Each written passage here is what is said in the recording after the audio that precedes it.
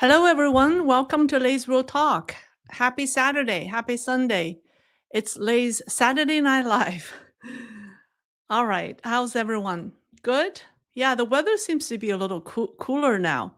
It's much more tolerable. Well, many of you have written to me with great comments and questions. I try my best to read them all. And reading through them, I realized something. Even when people understand the threat of the CCP, there's still this instinct, especially in the West, to assume everyone's playing by the same rule or same set of rules. Now, I've always said when a gentleman fights a thug in a life or death struggle and still insists on being classy, he is going to lose. The recent failure of the Great Recall movement in Taiwan is a perfect example. The ruling DPP kept its distance, not wanting to appear aggressive towards their political opponents. They chose to be gentlemanly, and they lost. The same mistakes are being made elsewhere. So I think it's time to stop playing. It's time to talk about this phenomena. Because playing fair with the regime, um, if you try to play fair, that's being perceived as a sign of weakness. So that's why I made my manifesto of being a redneck a week ago. Okay, let's be serious. Tonight, I want to talk about three important topics. First, how the CCP turns cybercrime into global business and forcing the West pay for it. And two, how China weaponized globalization and how the West helped fund its rise. And then why the CCP doesn't just break rules and it rewrites the battlefield through unrestricted warfare. So you know that working from home has become a global trend, and VPNs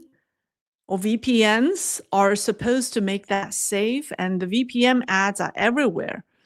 But in the hands of bad actors, these tools turn into weapons, and the Chinese Communist regime knows exactly how to use them. On July 21st, the FBI arrested a Chinese man by the name of Wang Zhenxing, or Danny Wang, in New Jersey for helping North Korea run a global fraud operation. And he's one of 9 defendants. The others, 6 Chinese nationals and 2 Taiwanese, are still at large. The scheme relies on US-based quote-unquote helpers who set up so-called laptop farms in their homes. They received laptops from American companies, installed remote access software, and linked them to North Korean IT workers who are based in China, in Chinese cities like Dalian and Shenyang, near the China-North Korea border. And so these North Korean workers used VPNs, fake IP addresses, and stolen American identities, passports, driver's license, to pose as US-based employees. They were hired by American companies to write code, manage networks, and even access internal systems. The money they earned and the data they accessed were sent straight to the North Korean regime. So to make it happen, so how did this happen? Well, the Chinese and the Taiwanese operatives set up fake software companies using stolen US identities. And between 2021 and 2024, they helped infiltrate over 100 US businesses, including major Fortune 500 companies. They submitted fake records to US government agencies like the Department of Homeland Security, IRS, and Social Security Administration.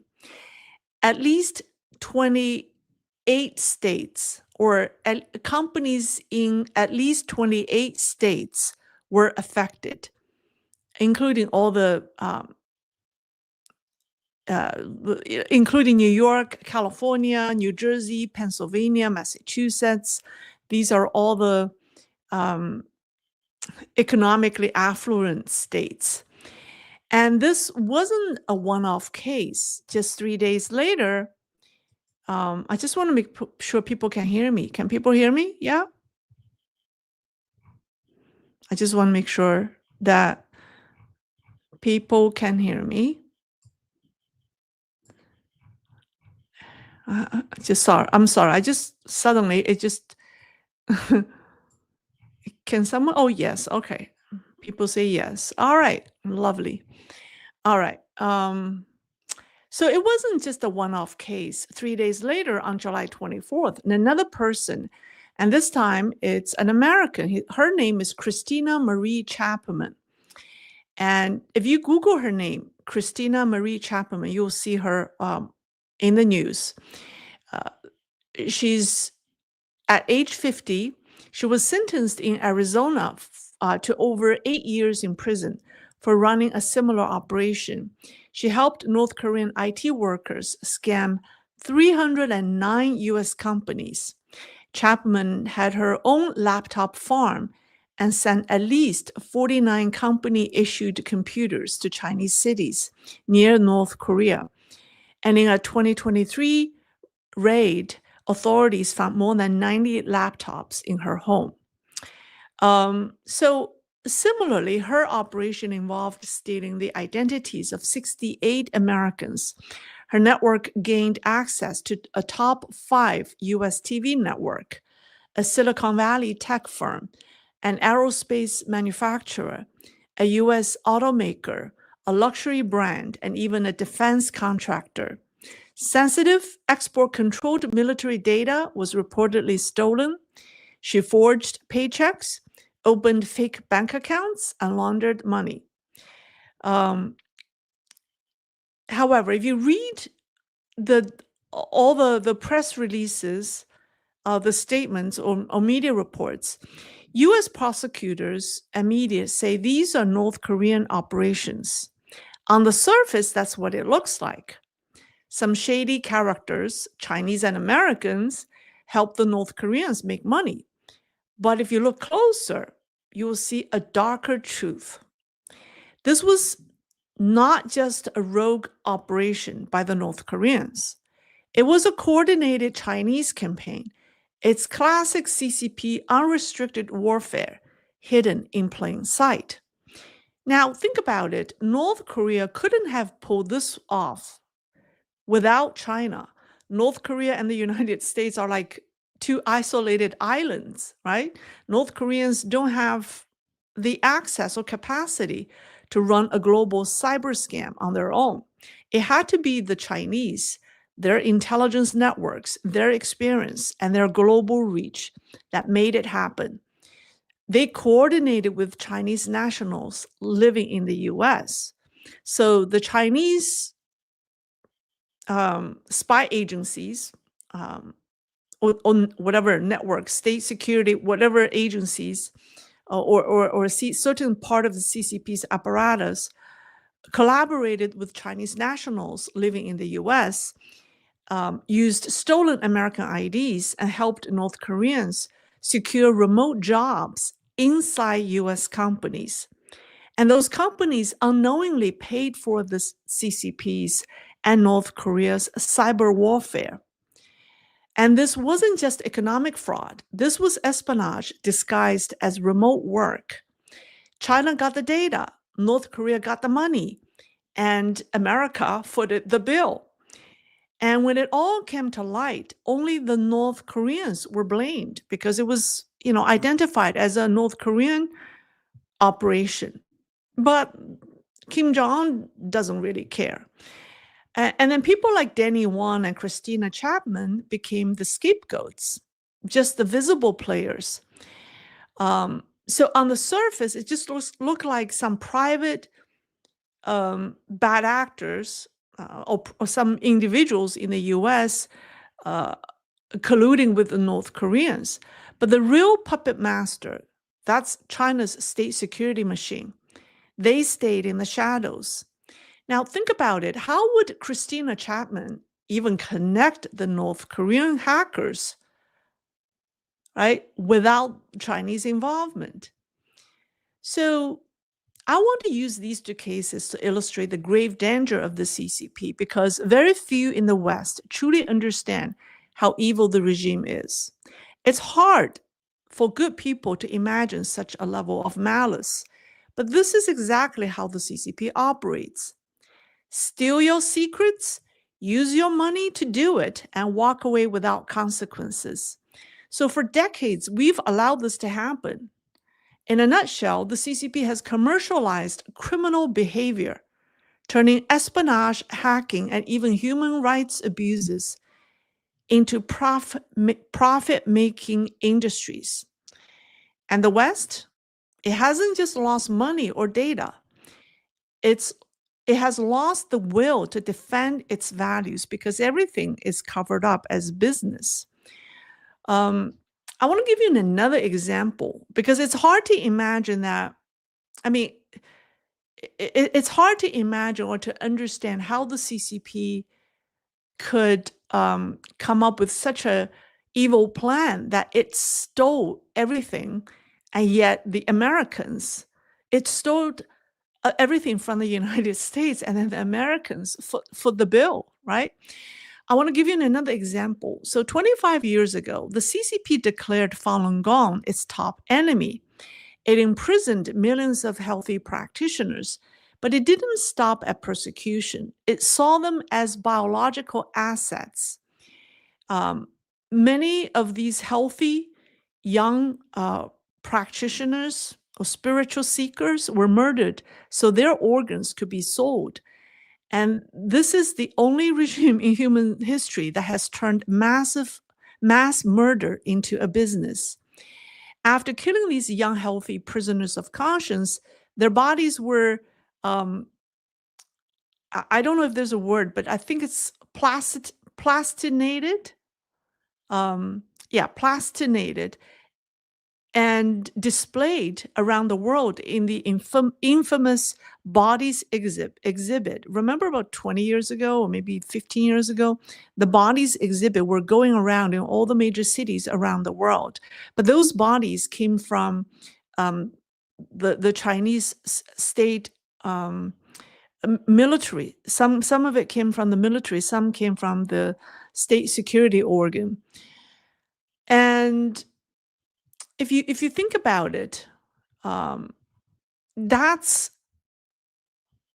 turning a brutal persecution into a commercial activity by first selling these prisoners of conscience, selling their organs, then put their remains on display around the world and force the world's people to pay to come see, the end results of the persecution. And because the world failed to stop that, today, large numbers of children and young adults are going missing daily in China.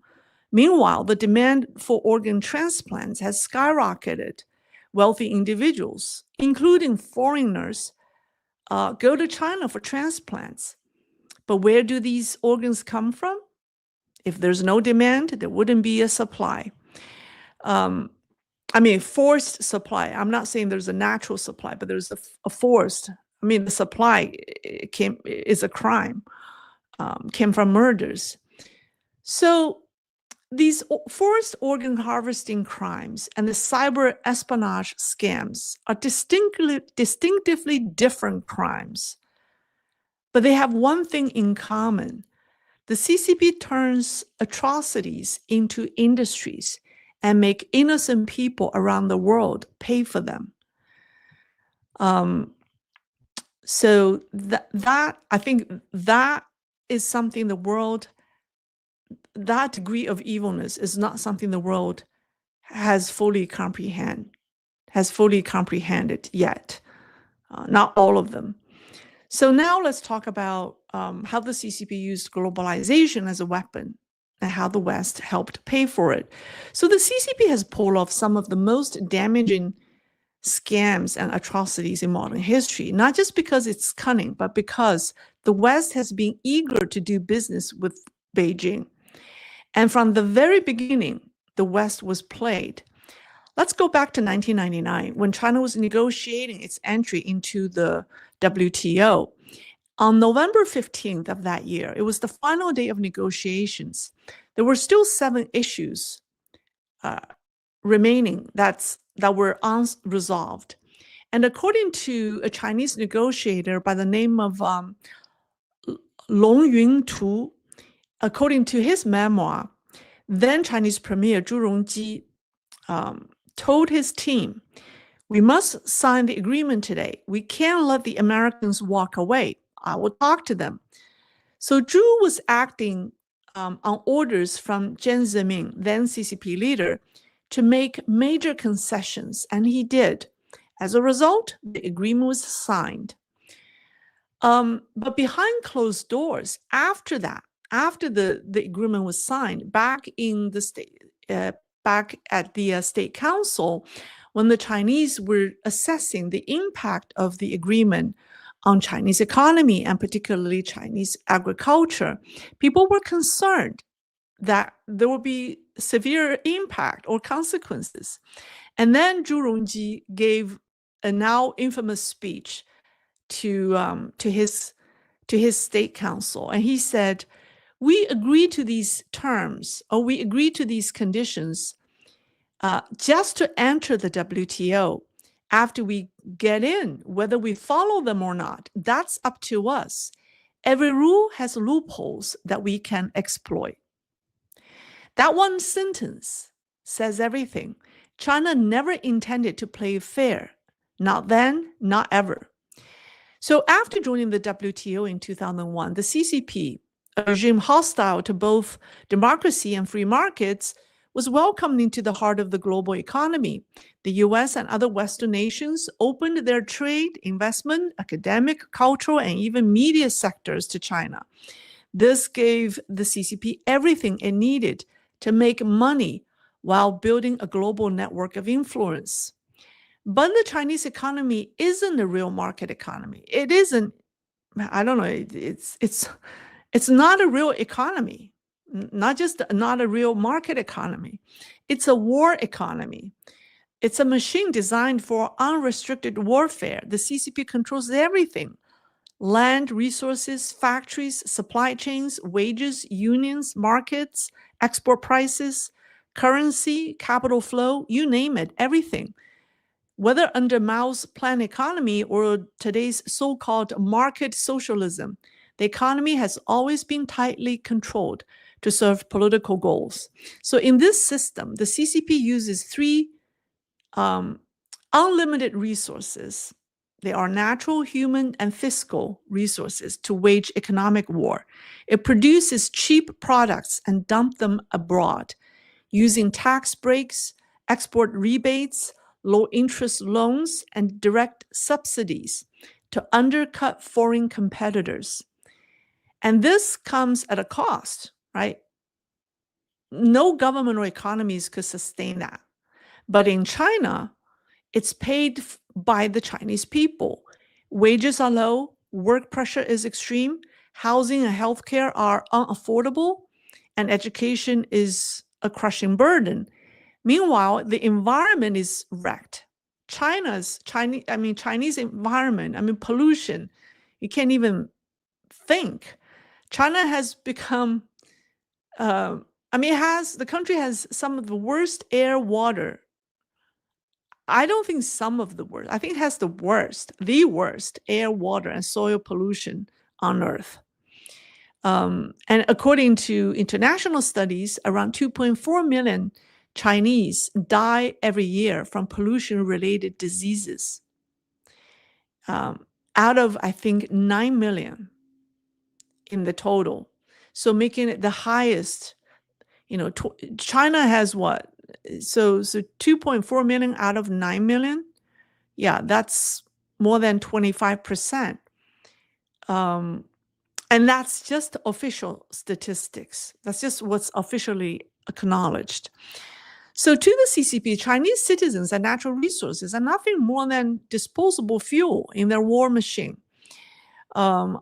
Secretary of State Marco Rubio said something, I think, summarized it very well. On June 4th this year, he said this. He said, the U.S. cannot compete with a country that isn't trying to make money, but to dominate the global supply of a product. Once they dominate, they can charge whatever they want.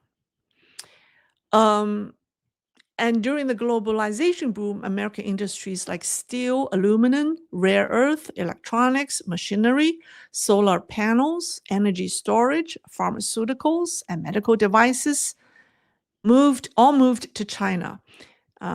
This gutted U.S. manufacturing, right? And therefore putting on national security at risk. So why did this strategy succeed? How could the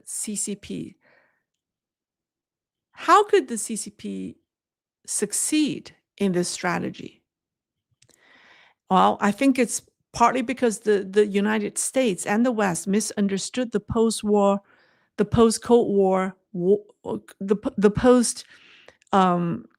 post-Cold War world geopolitical landscape. But most importantly, it failed to grasp the true nature of the CCP. And so this brings us back to the very core issue, that is, China's WTO membership was one of the most successful operations. It's the most successful part of China's unrestricted warfare. On June 17th, 2025, Chinese-Australian legal scholar Professor Yuan Hongbin revealed something stunning in an interview with the Epoch Times. He said that the CCP princeling, Kong Dan, recently criticized Xi Jinping for making two major mistakes. But in Mr. Kong's speech, he inadvertently exposed a truth. That is, he gave a number. He said from Deng Xiaoping's era to Hu Jintao's CCP elites. This doesn't even include the amount of money. This is only from Deng Xiaoping's time to Jiang Zemin's time and then to Hu Jintao's time. He said CCP elites, aka the second and third generations of the party elders, the red nobility, they transferred around 20 trillion renminbi overseas, and that's roughly 3 trillion US dollars. Now, these assets weren't just personal fortunes, they were red capital controlled by these people. And they are funds strategically planted in the West to create a foundation for the CCP's influence and infiltration campaigns. And if you want to number, if you want to measure, or if you want to quantize how deeply the CCP has embedded itself in the Western financial system, that 3 trillion US dollar is a good start. But this red capital network didn't just appear overnight. It was built as a direct consequence of China's WTO entry, right? If the CCP didn't, it wouldn't happen if the CCP didn't earn US dollars through unfair trade. So this was slowly built up after China entered the WTO. That's what the red Trojan Horse enabled: deep penetration into the economic, political, and media systems of the West, using Western money, institutions, and values as weapons against themselves. Now I want to talk about how CCP just didn't just break rules, it redefines the battlefield. If the CCP didn't exist, the world would mostly face two types of war, hot war and cold war, right? Both are brutal, but they comes with rules, lines you don't cross, agreements like the Geneva and the Vienna Conventions. They exist to protect civilians and prisoners of war and diplomats. And even during the height of the Cold War, the United States and the Soviet Union followed certain unspoken rules. They spied on each other constantly, but when a spy got caught, they often arranged to swap. It wasn't just diplomacy, but it was a way to keep the conflict contained and preserve a basic sense of decency. But the CCP didn't or doesn't follow any of that. Its entire strategy is based on something else. It's based on its unrestricted warfare, where everything is a weapon. Business, technology, culture, even human decency can be weaponized. So unlike the US or the Soviets, China never admits what it's doing, never compromises, and never plays fair. And that's why we now living in a world where the third kind of war has taken root. The type of war with no rules at all. And that is the CCP's unrestricted warfare. I don't think people should be so concerned with the Cold War or the hot war. I think this is the trap where the West has fallen into, because we're so obsessed with, are we going to have a hot war or are we already in a Cold War? But as far as the CCP is concerned, the unrestricted warfare has long begun. I'll give you one historic anecdote. So there was a Chinese spy. His name is Larry Wu Tai Ching. Jing Wu Dai in Chinese, but here he's known as Larry Wu Tai Ching. He was a senior CIA analyst who secretly worked for China for 30 years, from the Korean War through the 1970s. He thought he was a hero to Beijing. But when he was arrested in 1985, the CCP immediately disavowed him. And his Hong Kong bank account was frozen by the Chinese, and China denied ever knowing him. And not long after, he was found dead in prison, officially ruled a suicide. So you see, in the eyes of the CCP, even their most loyal agents are disposable. And now let's look at American fentanyl crisis. When the Trump administration tried to hold Beijing accountable using the tariffs, the CCP refused to admit any role. They would rather accept a 20% tariff than acknowledge their hand in the overdose epidemic. And it's the same strategy they used with Larry Chin. Deny everything, negotiate nothing, and keep going. So trying to fight the CCP is like trying to punch a shadow. It's a one-sided, invisible war. One-sided because you can't retaliate using their tactics. Invisible because they don't follow any rules, while we still try to figure out what their rules are when there are none. And then we still try to follow our rules. So if, let's say, the US bans certain fentanyl-related chemicals, right, because they're trying to export these pre-fentanyl ingredients. So let's say we ban certain chemicals, and the Chinese sellers will respond by tweaking the formula. They will add masking molecules to avoid regulatory supervision or inspection. And once the US bans the new version, they will switch to another molecule. It's going to be a chemical shell game with lives at stake. And as long as the CCP's goal is to poison American youth, there's no traditional law enforcement solution. Well, actually, the FBI director, what's his name? Kash Patel. He told Joe Rogan on June 6th in a podcast that the CCP sees America as its number one enemy, and that flooding the US with fentanyl is part of a long-term plan to destabilize the country. The victims, young Americans, future cops, teachers, and soldiers, dying in the tens of thousands every year. I think it was last year, there were 48,000 deaths related to fentanyl. So this isn't a drug cartel chasing profits. It's a rogue regime committing chemical warfare, one that's deliberately targeting Americans' people.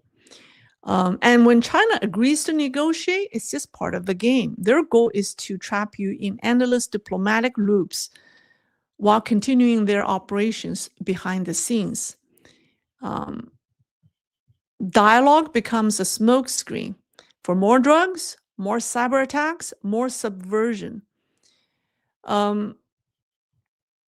History shows that any negotiation with the CCP doesn't solve anything. Is there any negotiation with the CCP that has been successful? There isn't any.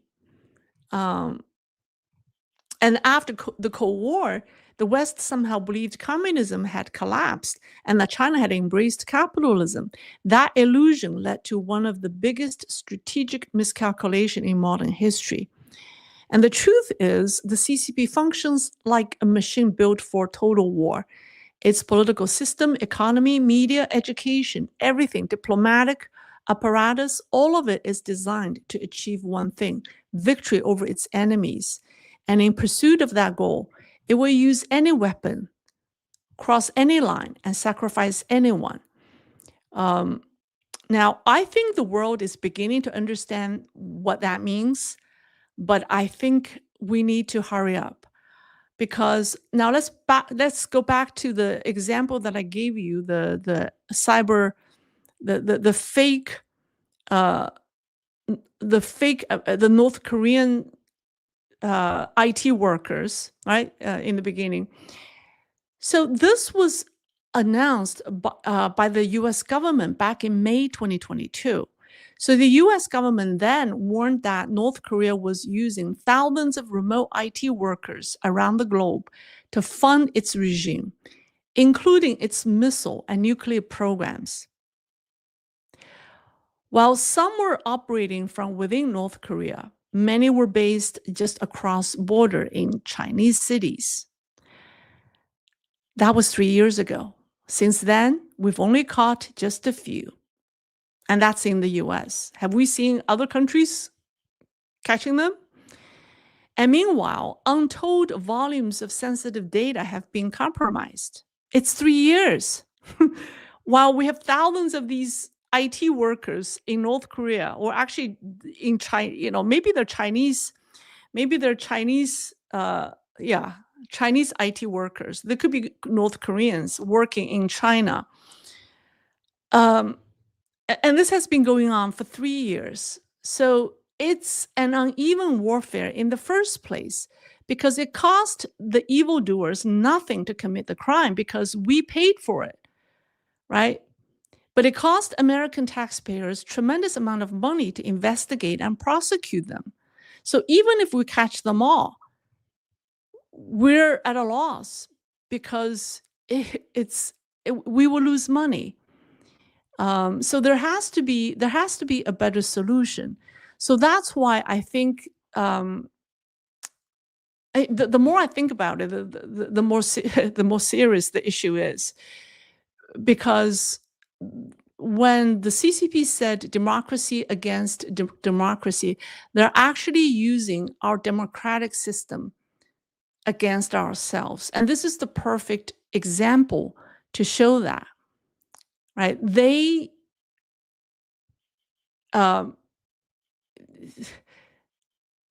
took advantage of technical loopholes and have American companies funded their criminal activities. And in the end, they made money and they stole our trade secrets and also maybe national intelligence information. So they made money during those cyber attacks, and then for us to catch them, we will have to spend loads of money to go through the democratic process to investigate, to prosecute them. So this is already an uneven warfare, if you think about it. And I don't think the West, I mean, when I read all the media reports, the press releases, I mean, people didn't even, and people made it sound like just some bad actors, working, doing illicit business for North Koreans. But that's not what it is at all. This is unrestricted warfare. So I don't know. So sometimes it's really hard for me to talk about how evil the CCP is. But I really get the sense that people have underestimated what the regime is capable of doing and how successful it has been, purely due to our ignorance and kindness. Because good people, it's hard for them to comprehend the depravity of these crimes, how evil it is. By design. These are very cleverly designed, if you really think about it. So I think the West needs to wake up immediately and come up with a solution. That's all. That's all I have. All right. So let's see.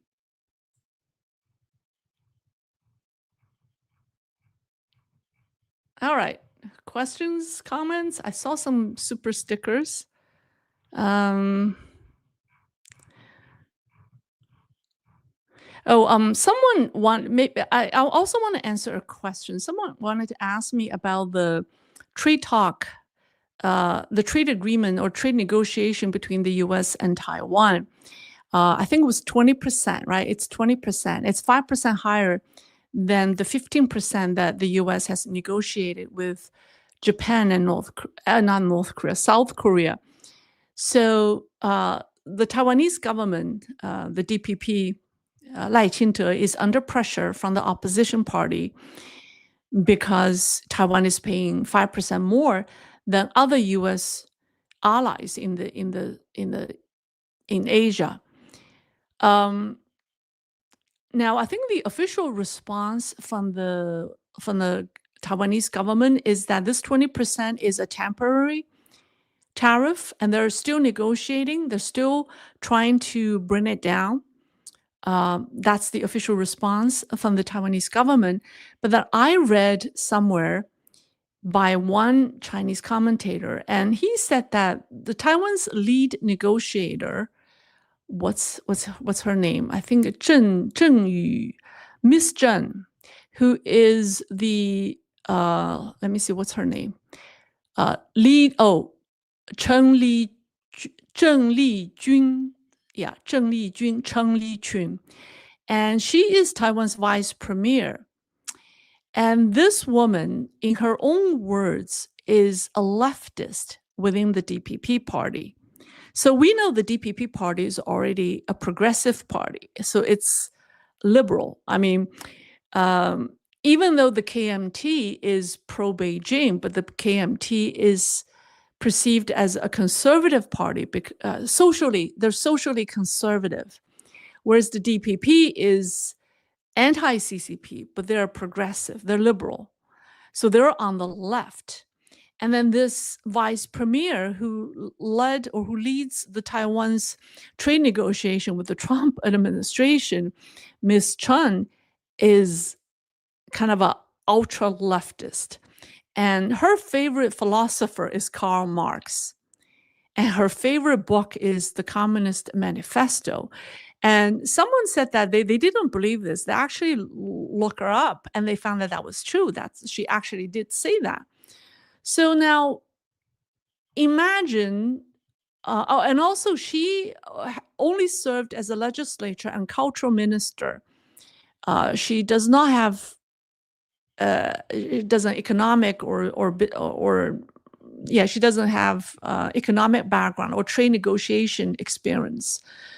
So so people say, how could the Taiwanese government be successful in a trade negotiation with the Trump administration, which leads, this MAGA or conservative movement in the U.S., when their counterpart from Taiwan is an ultra leftist? So they say that's a mismatch, and it wouldn't produce good results in the trade negotiation. I thought that was an interesting observation. So I just want to share that with you. All right. Let's see. Oh, here's Mike Stewart. Lay, a weird request. Where can I obtain truthful Chinese garlic production data? Specifically, geographical production area with a focus on Xinjiang region. Where can you obtain truthful Chinese garlic production data? I really do not know, but I think the Chinese government, even at a local level, are shutting down are shutting down more and more data. They're shielding more and more economic data from the rest of the world. It's more difficult to obtain access to those information now. So I really don't know, but I could ask someone. Let me ask someone, and hopefully I'll remember to answer that question next week. All right, remind me if I don't answer. I promise I'll ask someone for that question. So it could not garlic production data, geographical production area with a focus on Xinjiang. Okay, got it. I got it.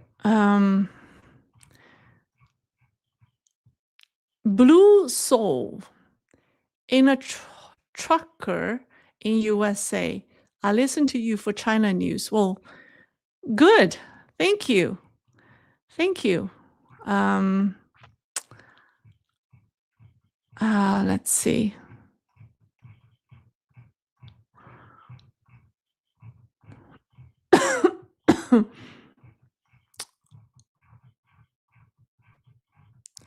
I saw some super stickers flying by. I want to acknowledge them. Where did they go? Did they fly by without me seeing them? Oh, here's a question forwarded by Chris from Dan M6N67R. I saw that video of a doctor who said he was harvesting organ from a guy and he was alive. Yeah. I mean, they're mounting evidence about harvesting organs from live people. But has the world done anything to stop that? American and Western pharmaceutical companies are continuing selling their medical solutions and devices to support China's organ transplant industries because they rely on certain chemicals to preserve the organs. And they also rely on certain medical devices during the operations. I think these companies should stop selling those equipment and medical solutions to China to stop the crime. But has the world done anything? So it's a dreadful thought.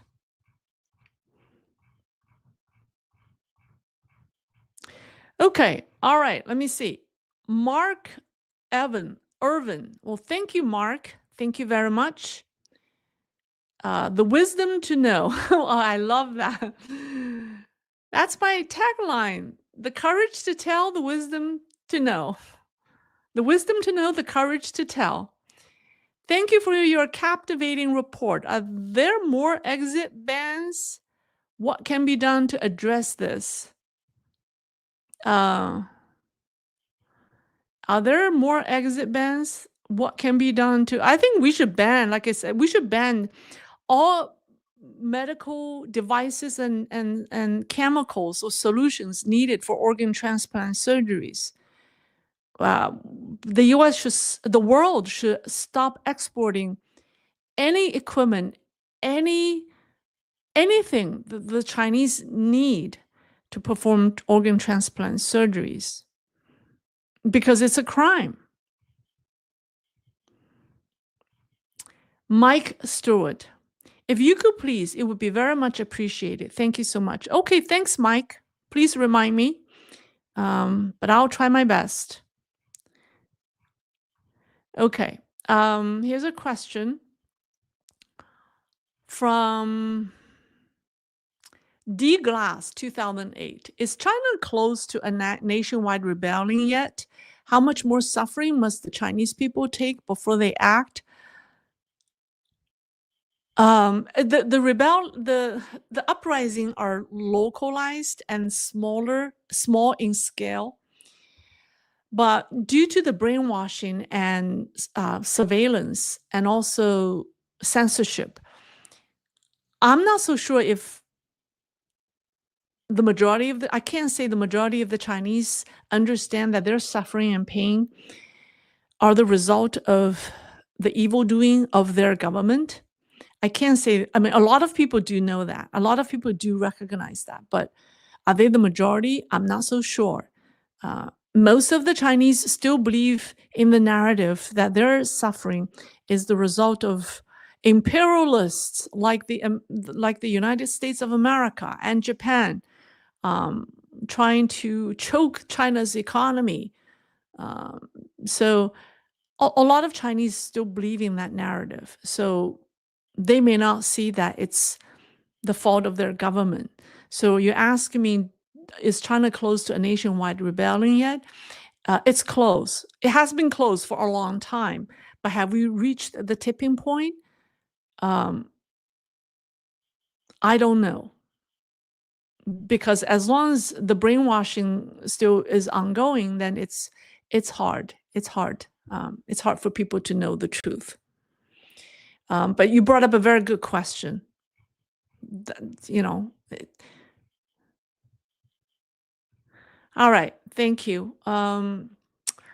SEG 1200S Lei, great logical explanation tonight to add to your idea. It's the same as TikTok arguing their rights are not being upheld. Yes, good example. Another good example.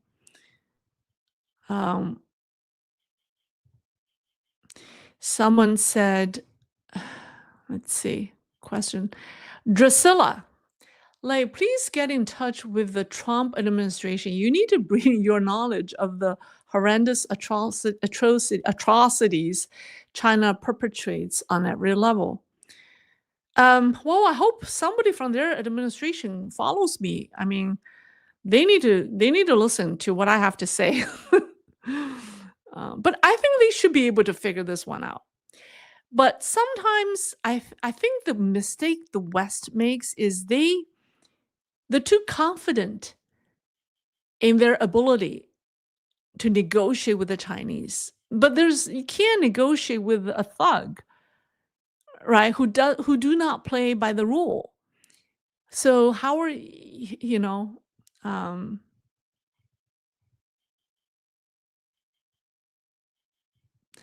Okay, all right. Let's see. The West is too slow. I agree. All right. Someone said Lei is glowing tonight. Am I? Oh, it's the heat. All these. It's I have the AC turned off because it's cool today, but I think it's getting very warm now. All right, that's all for tonight. I guess I've reached the bottom of all the questions and comments. Let me go back to see if there's anything I left out. All right, that's all. That's all for tonight. I thank you for joining me. I'll see you next week. Okay, enjoy the rest of your weekend. Okay, bye.